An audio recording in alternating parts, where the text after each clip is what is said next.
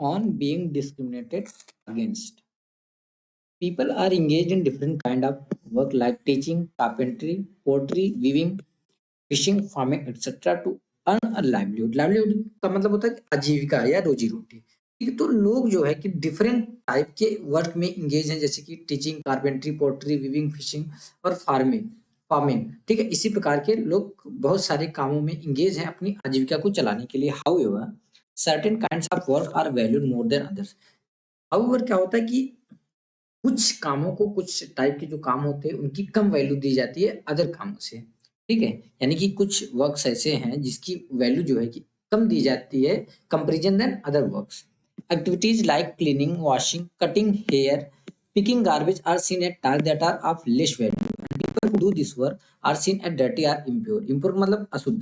ठीक है, कुछ एक्टिविटीज या कुछ काम जैसे कि क्लीनिंग हो गया, वॉशिंग हो गया, हेयर कट करने वाला काम हो गया, या गार्बेज पिक करने वाला यानी कि गार्बेज उठाने वाला काम हो गया। ये सारे कुछ ऐसे टास्क है दोस्तों जिसको कि कम वैल्यू दी जाती है, और इस काम को, इन सारे काम को जो करता है उनको एज ए डर्टी, सोसाइटी में एज ए डर्टी देखा जाता है या उनको इम्प्योर माना जाता है। ठीक है, this belief is an important aspect of the caste system. जो यह विचारधारा है लोगों में, जो यह बिलीफ है, यह कास्ट सिस्टम का एक बहुत ही इम्पॉर्टेंट एस्पेक्ट है। इन द कास्ट सिस्टम में क्या होता है, कम्युनिटीज यानी कि group of people were placed in a sort of ladder where each caste was either above or below the other.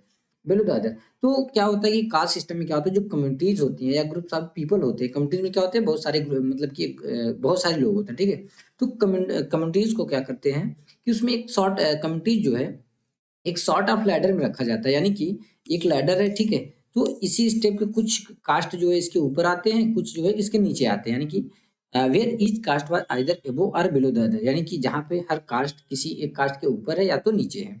Those who placed themselves at the top of this ladder called themselves upper caste, जो कि अपने आप को इस ladder में ऊपर रखते हैं, यानी इस स्टेप के ऊपर रखते हैं, वे अपने आप को क्या बोलते हैं, अपर कास्ट बोलते हैं। And saw themselves as superior, अपने आप को सुपीरियर बोलते हैं।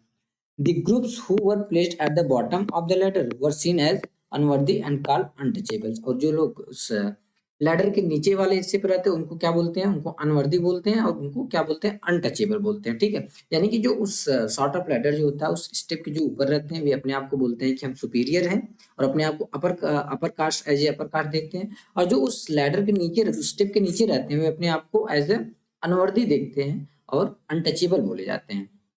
ठीक है, caste rulers were set which did not allow the so-called untouchables to take on work other than what they were made to do।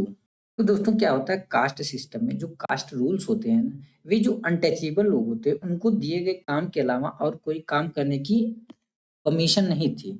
ठीक है, some groups were forced to pick garbage and remove dead animals from the village. Example के लिए कुछ group के लोग थे, कुछ group के लोग होते थे जिनको कि गार्बेज को हटाने का और डेड एनिमल्स को हटाने का, गांव से डेड एनिमल्स को हटाने का परमिशन था, but they were not allowed to enter the homes of the upper caste. But उनको अपर कास्ट के घरों में एंट्री जो है उनकी नहीं थी, यानी कि वे अपर कास्ट के घर में नहीं घुस सकते थे। Take water from the village well, या वो गांव का जो पानी होता था जहाँ से सारे लोग पानी लेते थे, अपर कास्ट के लोग और सारे लोग, तो उनको उस कुएं से पानी लेना अलाउ नहीं था। आर इवन इंटर टेम्पल, और बेचारे भी घर जो टेम्पल होता था, जो मंदिर होता था, उसमें भी उनको परमिशन नहीं थी कि वे इंटर कर सके। Their children could not sit next to children of other caste in school. जो उनके चिल्ड्रन होते थे वे दूसरे जो अदर कास्ट के लोग होते थे स्कूल में जब पढ़ते थे उनके बगल में नहीं बैठ सकते थे। Thus, upper caste acted in ways which did not give the so-called untouchable the same right as they enjoyed। तो जो अपर कास्ट के लोग थे उस टाइम उस तरीके से वे एक्ट करते थे कि जो अनटचेबल लोग थे उनको वो सब राइट्स वे नहीं एंजॉय कर पाते थे, वो सब अधिकार उनको नहीं था जो कि एंजॉय करते थे कौन लोग, अपर कास्ट के लोग। ठीक है, doctor Bhimrao Ambedkar one of the greatest leader of India, जैसे कि डॉक्टर भीमराव अंबेडकर जी जिनके बारे में हम सारे लोग जानते हैं। ठीक है, one of the greatest leader of India share his first experience of caste based discrimination. यहाँ पे उन्होंने अपना फर्स्ट एक्सपीरियंस दिखाया है, शेयर किया है कि कास्ट जो कि कास्ट बेस्ड डिस्क्रिमिनेशन था, विच टुक प्लेस इन 1901, यानी कि जो 1901 में हुआ था। When he was just 9 years old, जब वह केवल 9 ईयर के थे, यानी 9 साल की उनकी एज थी। He had gone with his brothers and cousins to meet his father in Koregaon which is now in Maharashtra. Koregaon भी महाराष्ट्र में है। तो एक कब ये इवेंट जो था, ये घटना जब हुई थी 1901 में, कहाँ पे हुई थी? ये अपने भाइयों के साथ और अपने कजिन्स के साथ अपने पिताजी से मिलने गए थे कोरेगांव में, जो कि आज के टाइम में वो महाराष्ट्र में है। Long did we wait long did we wait but no one turn up. यानी कि लॉन्ग वी वेट, यानी कि हमने बहुत देर इंतजार किया, हमने बहुत टाइम तक वेट किया, पर कोई नहीं आया। An hour elapsed and the station master came to enquire. तो 1 घंटा जब वो इलैप्स हो गया, यानी बीत गया, तो स्टेशन मास्टर हमसे इंक्वायर करने, यानी कि पूछने आया। He asked us for our ticket. उसने हमसे टिकट के लिए पूछा। We showed them to him. हमने उनको टिकट दिखाया। किसको? स्टेशन मास्टर को। He asked us why we tarried. Tarried मतलब इतने देर तक रुके रहना। तो वो हमसे पूछता है, जो स्टेशन मास्टर हमसे पूछता है, कितने देर तक यहाँ पे क्यों रुके हो? We told him that we were bound for Koregaon and that we were waiting for father और his servant to come, but that neither had turned up and that we did not know how to reach Koregaon. तो जब भीमराव अम्बेडकर जी से और जो उनके cousins थे और जो उनके भाई थे, इनसे जब स्टेशन मास्टर ने पूछा कि अभी तक तुम लोग यहाँ पे क्यों रुके हुए हो, तो इन्होंने बताया कि हमें जो है कि कोरेगांव जाना था, और हम पिताजी और उनके सर्वेंट के उनके जो उनका जो सर्वेंट था उसके आने का इंतजार कर रहे थे, लेकिन दोनों में से कोई भी नहीं पहुंच पाया था, और हमें पता नहीं था कि कोरेगांव कैसे पहुंचते हैं। आगे क्या होता है? To sit separately in the classroom because of one's background is former discrimination. यहाँ से दो लोग, दो बच्चे यहाँ पे जो स्टूडेंट बैठे हैं, ये लोग अनटचेबल कास्ट से बिलोंग करते हैं। तो इनको देखोगे, ये सब जो अपर कास्ट के लोग हैं और बाकी सारे लोग एक साथ बैठे हुए हैं, बट इनको परमिशन नहीं था कि ये एक साथ या उनके बगल में बैठ सके। इनको एकदम अलग बैठना था, सेपरेट बैठना था। तो ये सिस्टम था कब का? कास्ट सिस्टम जब चल रहा था हमारी कंट्री में। We were well dress children. आगे बोलते हैं भीमराव अम्बेडकर जी कि हम जो है कि वेल ड्रेस चिल्ड्रन थे, यानी हमारा पोशाक जो था, हम जो कपड़ा पहने थे बहुत अच्छा था। ठीक है, वेल ड्रेस थे। From our dress or talk no one could make out that we were children of untouchable. तो हमारे ड्रेस से और हमारे बात करने के तरीके से कोई भी यह मेक आउट नहीं कर सकता था, या इस बात का अंदाजा नहीं लगा सकता था कि हम जो है कि अनटचेबल चिल्ड्रन है। Indeed the station master, Indeed का मतलब होता है निसंदेह या निश्चय ही, वॉज क्वाइट श्योर की निश्चय, जो स्टेशन मास्टर था वह क्वाइट श्योर था, वो पूरा श्योर था कि वी वर ब्राह्मण चिल्ड्रन, हम जो ब्राह्मण चिल्ड्रन है। And was extremely touched at the plight in which he found us. Flight मतलब दुर्दशा, तो इसलिए वो एक्सट्रीमली बहुत ज़्यादा उसको क्या हुआ, वो बहुत ज़्यादा परेशान हुआ हमारी हमको इस मुश्किल में देखकर। As is usual among the Hindu, जैसा कि हिंदुओं के बीच में होता है। The station master asked us who we were. तो स्टेशन मास्टर ने हमसे पूछा कि हम कौन हैं। Without a moment thought I blurted, बिना एक भी मोमेंट सोचे, I blurted out that we were Mahars. Blurted का मतलब होता है ना झटके से मुंह से कुछ निकल जाना। ठीक है, तो बिना एक मोमेंट सोचे मेरे मुंह से निकल जाता है। भीमराव अम्बेडकर जी बोलते हैं कि वी वर महार से। महार से, महार क्या था? Mahar is one of the communities which were treated as untouchable in the Bombay presidency. तो जो महार है वह एक कम्युनिटी है कहाँ की? बॉम्बे प्रेसिडेंसी की, जहाँ पे जिनको, जो कि एक ऐसी कास्ट है जिसको एज ए अनटचेबल ट्रीट किया जाता है। He was stunned. तो यह सुनते ही जो स्टेशन मास्टर था वह एकदम स्टन हो जाता है, भौचक्का रह जाता है। His face underwent a sudden change. उसका जो फेस होता है एक सडनली सा चेंज हो जाता है। We could see that he was overpowered by a strange feeling of repulsion. तो हम जो है उनके चेहरे पे देख सकते थे कि that he was overpowered by strange feeling of repulsion. उनके अंदर एक स्ट्रेंज फीलिंग आ गई रिपल्शन का, यानी कि घृणा, जैसे कि ये घृणा जैसी फीलिंग आ गई है। ठीक है। As soon as he heard my reply, जैसे ही उन्होंने हमारे रिप्लाई को सुना, he went away to his room. वो अपने रूम में चले जाते हैं। And we stood where we were, और हम वहीं पे खड़े रहते हैं जहाँ पे हम थे। 15 to 20 मिनट्स इलैप्स्ड। 15 से 20 मिनट जब इलैप्स हो जाता है, बीत जाता है। दी सन वाज ऑलमोस्ट सेटिंग। जो सन था ऑलमोस्ट एकदम छिपने, यानी कि सेट होने वाला था, या सूर्यास्त होने वाला था। Our father had not turn up nor had he sent his servant. न ही मेरे पिताजी आते हैं, न ही अपने सर्वेंट को भेजते हैं। And now the station master had also left अस। और अभी जो है स्टेशन मास्टर ने भी हमको छोड़ दिया था। वी वर बेविल्डर का मतलब क्या होता है? घबराना। तो वी वर क्वाइट बेविल्डर, हम बहुत ज्यादा क्या हुए, घबराए हुए थे। And the joy and happiness which we felt at the beginning of the journey. वह जॉय और वह हैप्पीनेस, यानी कि वह खुशी और हैप्पीनेस जो हमने जर्नी के स्टार्टिंग में फील किया था, give way to a feeling of extreme sadness. तो उसकी जगह आप जो है कि हमें जो है कि एक्सट्रीम सैडनेस आ गया था। हम बहुत ज़्यादा उदास हो गए थे, बहुत बहुत ज़्यादा उदासी छा गई थी। After half an hour the station master return and asked us what we propose to do. तो आधे घंटे बीत जाने के बाद स्टेशन मास्टर हमारे पास आते हैं और पूछते हैं कि हम क्या करने की सोच रहे हैं। We said that if we could get a bullock cart on hire, we would go to Koregaon, and if it was not very far, we could like to start straightway.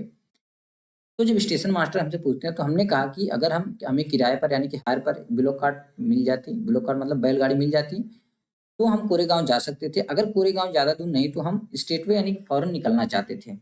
There were many bullock carts flying for hire. Flying का मतलब होता है दोस्तों कि अगर जैसे आप auto rickshaw stand पे या किसी स्टैंड पे जाते हो या टैक्सी स्टैंड पे जाते हो, तो वहाँ पे देखते हो कि हाँ भैया आप यहाँ पे चलोगे हम आपको छोड़ देंगे, बाबूजी यहाँ पे चलोगे आपको छोड़ देंगे। वहाँ पे आपसे क्या करते हैं, अनुरोध करते हैं, आपसे पूछते हैं। तो फ्लाइंग का जो वर्ड यहाँ पे यूज हुआ है, ये वही उसका मतलब कि उसी के लिए यहाँ पे यूज हुआ है। तो यानी बहुत सारे लोग अनुरोध कर रहे थे, पूछ रहे थे कि भाड़े पे बुलोक कार्ट ले जाने के लिए, यानी कि वहाँ पे भाड़े की बहुत सारी बुलोक कार्ट्स, बहुत सारी बैलगाड़ियां उपस्थित थी।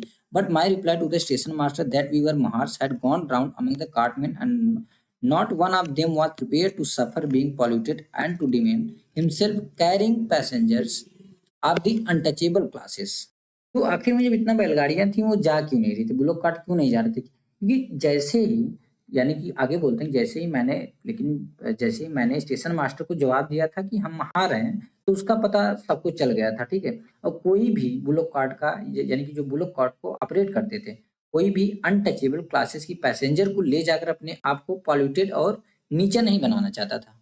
We were prepare to pay double the fare but we found that money did not work. हम यहाँ तक कि आगे बोलते हैं भीमराव अम्बेडकर जी कि हम यहाँ तक प्रिपेयर हो गए कि हम डबल पेमेंट देंगे, आपको डबल किराया देंगे, दुगुना जितना देना उसका दुगुना देंगे, बट फिर भी हमको पता चलता है कि वहां पे मनी वर्क नहीं कर रहा है। The station master, who was negotiating on our behalf, stood silent, not knowing what to do. Station master जो हमारे लिए जो वहाँ पे बुलोक कार्ट्स के लोग थे, उनसे जो नेगोशिएट कर रहे थे, उनसे वार्तालाप कर रहे थे, वो चुपचाप खड़े खड़े हो गए, ठीक है। तो उनको समझ नहीं आ रहा था कि क्या करूं। अब यहाँ पे देखते हैं कि डॉक्टर भीमराव अंबेडकर जो कि 1891 टू 1956 तक रहे, is considered the father of the Indian constitution. जैसे कि हम जानते हैं दोस्तों, जो डॉक्टर भीमराव अंबेडकर जी थे उनको हमारे इंडियन कॉन्स्टिट्यूशन का फादर बोला जाता है। And is also the best known leader of the Dalits, और वे दलित के सबसे फेमस और बेस्ट नोन लीडर थे। Doctor Ambedkar fought for the rights of the Dalit community. तो डॉक्टर अंबेडकर जो थे, वो जो दलित समुदाय था हमारे समाज का, जो दलित कम्युनिटी थी, उसके लिए उन्होंने बहुत उनके अधिकार के लिए बहुत लड़ाइयां लड़ी। He was born into the Mahar caste पे जो है, जैसे हमने देखा महार कास्ट में उनका जन्म हुआ था, विच वॉज कंसिडर अनटचेबल, जो कि अनटचेबल कंसिडर किया जाता था, अनटचेबल माना जाता था। कहाँ का? महाराष्ट्र का। दी महार्स वर poor, owned no land and children born to them also had to do the work their parents did। तो जो महार होते थे वो बहुत गरीब होते थे और उनके पास कोई अपनी लैंड नहीं होती थी, और इसलिए जो उनके चिल्ड्रन होते थे वे भी वही काम करते थे जो उनके पेरेंट्स लोग करते थे। They live in space outside the main village. वे मेन विलेज के बाहर एकदम अलग ही रहते थे। And were not allowed into the villages, और उनको परमिशन नहीं था कि विलेज में वो इंटर करें। Doctor Ambedkar was the first person from his caste who completed his college education and went to England to become a lawyer. Doctor Ambedkar जो थे फर्स्ट पर्सन से अपनी कास्ट में या महार कास्ट में वो फर्स्ट पर्सन से जिन्होंने की अपना कॉलेज एजुकेशन उन्होंने कंप्लीट किया और इंग्लैंड चले जाते हैं लॉयर बनने के लिए, वकील बनने के लिए, ठीक है। He encouraged Dalit to send their children to school and college. उन्होंने दलित कम्युनिटी के लोगों को, दलित समुदाय के लोगों की बहुत ज्यादा इनकरेज किया, बहुत ज्यादा प्रोत्साहित किया कि वे अपने चिल्ड्रन को, अपने बच्चों को स्कूल भेजें और कॉलेज भेजें। He also urged Dalit to take on different kinds of government job in order to move out of the caste system। और उन्होंने क्या किया, उन्होंने जो दलित समुदाय था, उनका जो दलित कम्युनिटी से, उन्होंने दलितों से अलग अलग तरह की, अलग अलग टाइप की सरकारी जो यानी कि गवर्नमेंट जॉब करने को कहा, ताकि वे जो जाति यानी कि जो कास्ट सिस्टम है उससे बाहर निकल पाए, ठीक है। He led many efforts of Dalit to gain entry into temples. उन्हें तो दलितों की एंट्री के लिए यानी कि दलितों को टेंपल्स में, मंदिरों में एंट्री पाने के लिए जो वहां पे बहुत सारे क्या किए जा रहे थे, बहुत सारे एफर्ट लगाए जा रहे थे, उनको भी इन्होंने लीड किया, उनको इन्होंने क्या किया, उसका नेतृत्व किया, लीड किया। Later in life he converted to Buddhism in his search for a religion that treated all members equal. तो नॉर्मली इस ऐसे रिलीजन की तलाश में थे जो सारे लोगों को इक्वल मानता हो, इक्वल निगाह से देखता हो। इसलिए आगे चलकर इन्होंने क्या किया, अपना जो रिलीजन था उसको कन्वर्ट कर लिया और बौद्धिज्म यानी कि बौद्ध धर्म को उन्होंने अपना लिया। Doctor Ambedkar believe that Dalit must fight the caste system and work toward a society based on respect not just for a few but for all persons. तो इनका क्या मानना था, डॉक्टर भीमराव अंबेडकर जी का, इनका मानना था कि जो दलित हैं उनको कास्ट सिस्टम से यानी कि जो जाति वाला सिस्टम है उनके खिलाफ अवश्य लड़ना चाहिए, और ऐसा एक ऐसी सोसाइटी बनाने की तरफ काम करना चाहिए जिसमें सारे लोगों की इज्जत हो, ना ही कि कुछ पर्टिकुलर लोगों की, ठीक है। Imagine how different it would be if people could not move easily from one place to the other. How insulting and hurtful it is to have people move away, refuse to touch you और allow you to drink water from the same source as they do.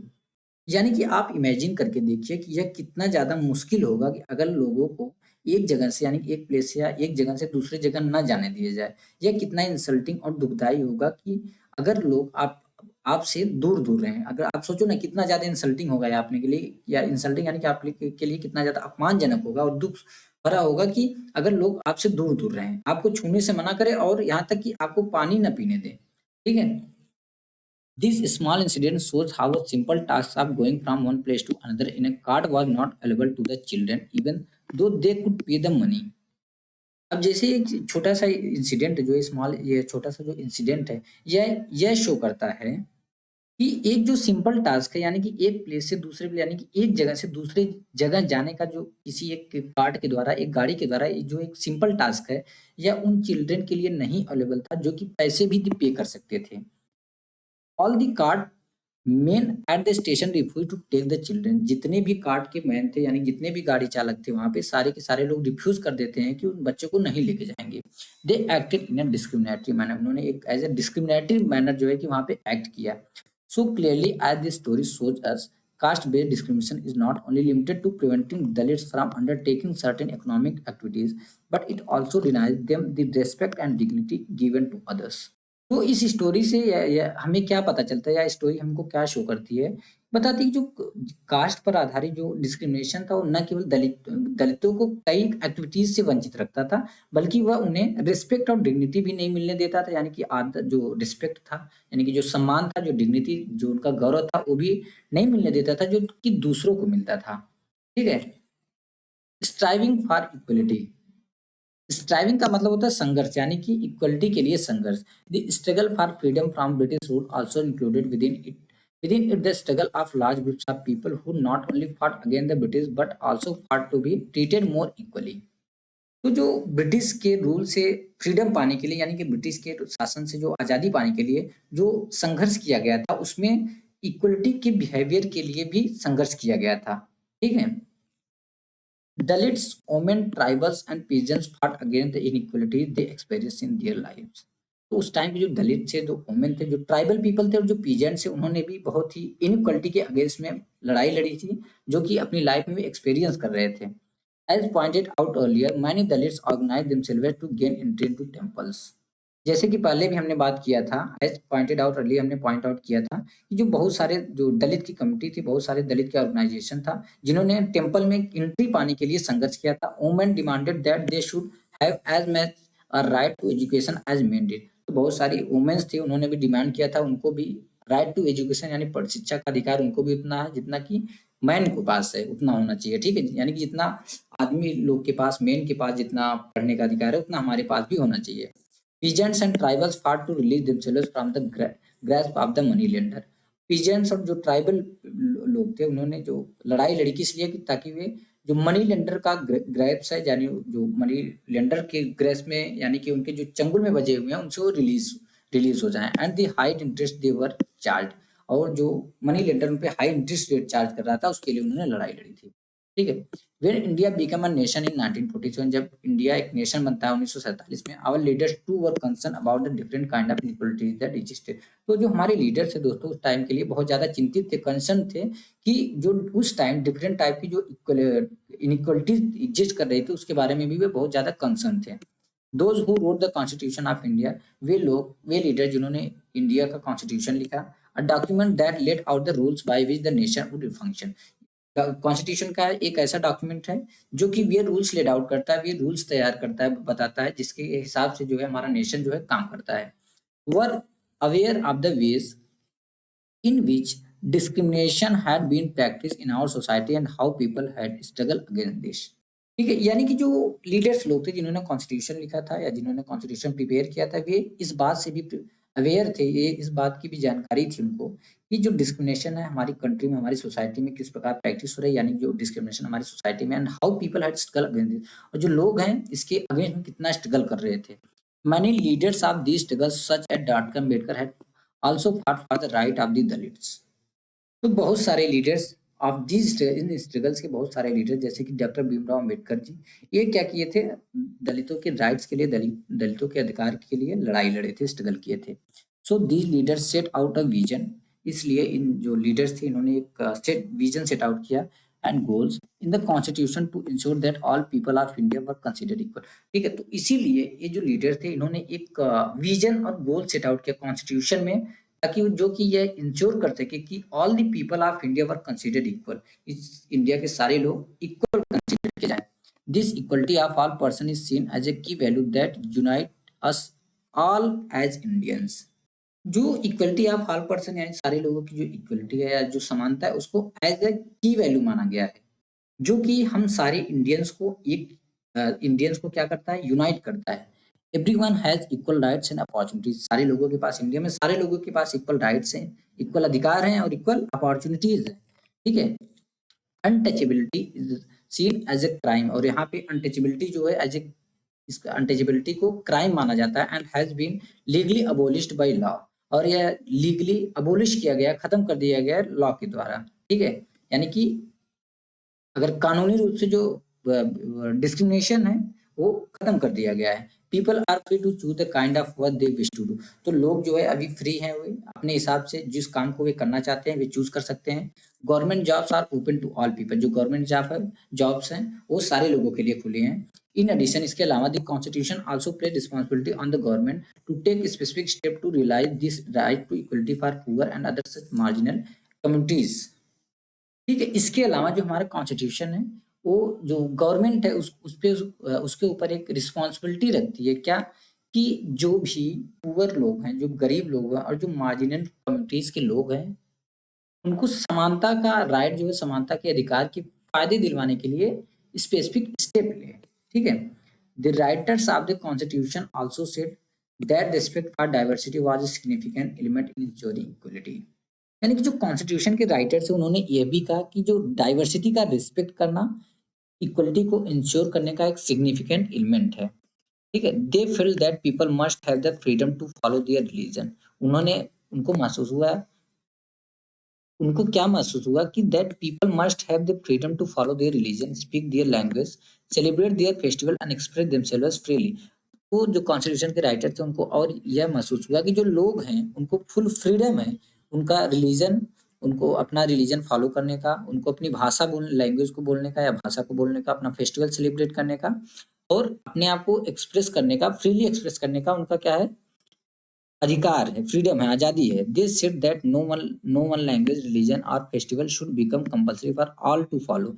और उन्होंने क्या बोला कि कोई एक religion या कोई एक लैंग्वेज या कोई एक फेस्टिवल कंपल्सरी नहीं होना चाहिए किसी ऑल सारे लोगों को फॉलो करने के लिए। यानी कि इंडिया में जैसे सारे लोग हिंदू मुस्लिम सिख ईसाई सारे लोग हैं, तो इन सारे लोगों के लिए ऐसा कंपल्सरी नहीं होना चाहिए कि इनको कोई एक रिलीजन हो गया या कोई एक लैंग्वेज हो गया या कोई एक फेस्टिवल हो गया, इनको सेलिब्रेट करना या मनाना इनको कंपलसरी नहीं होना चाहिए।